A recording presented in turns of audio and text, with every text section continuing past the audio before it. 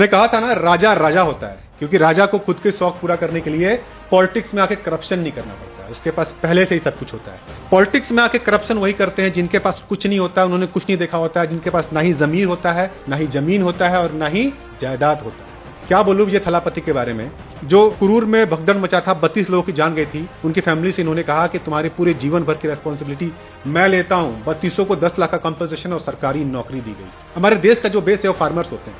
Farmers को खुला बोला कि आपने जो भी लोन लिया है, अगर आप नहीं चुका पा रहे हो तो आपको आत्महत्या करने की जरूरत नहीं है। कोई भी आपके पास वसूली करने नहीं आएगा, आपका लोन वेव कर दिया जाएगा, माफ कर दिया जाएगा। महीने का 200 यूनिट की इलेक्ट्रिसिटी आपको दी जाएगी। करप्शन रोकने के लिए एक पोर्टल लॉन्च किया, वैत्री पोर्टल।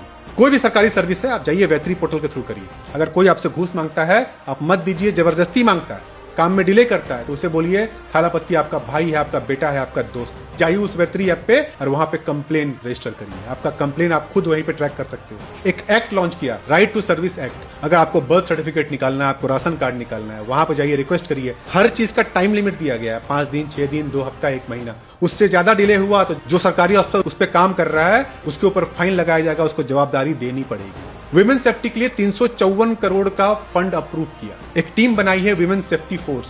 दिन हो या रात हो, हर एक नक्खड़ पे, हर एक अंधेरी गली पे, हर एक बस चौराहे पे, हर एक ट्रेन स्टेशन पे पुलिस पेट्रोलिंग करेगी।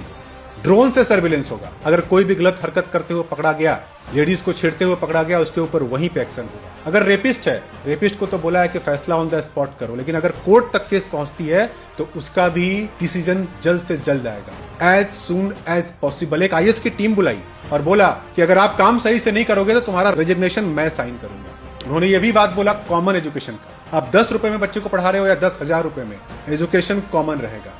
जो सिलेबस 10 रुपए में पढ़ाया जा रहा है वही सिलेबस 10,000 में पढ़ाया जाएगा। जो सरकारी में चल रहा है वही प्राइवेट में चलेगा। एजुकेशन सिस्टम में पैसा बीच में नहीं आएगा। नीट के एग्जाम्स में अगर आप 12th एग्जाम अच्छा देते हो, परसेंटेज अच्छा लाते हो, तो आप डायरेक्टली नीट में जाके एडमिशन ले सकते हो। आपको ये कोचिंग इंस्टीट्यूट में लाखों के पैसे नहीं देने, लाखों के रुपए नहीं देने। अगर कम मार्क्स आएगा तो जाओ नीट की तैयारी करो 1 साल, अगले साल देना। भाई मुझे एक पिक्चर लग रहा है, जैसे मैं थालापति का पिक्चर देखता था ना, वो मुझे ये रियल में दिख रहा है। थालापति हीरो का काम कर रहे हैं। सैल्यूट है, सैल्यूट है सर आपको, अप्रिसिएटेड।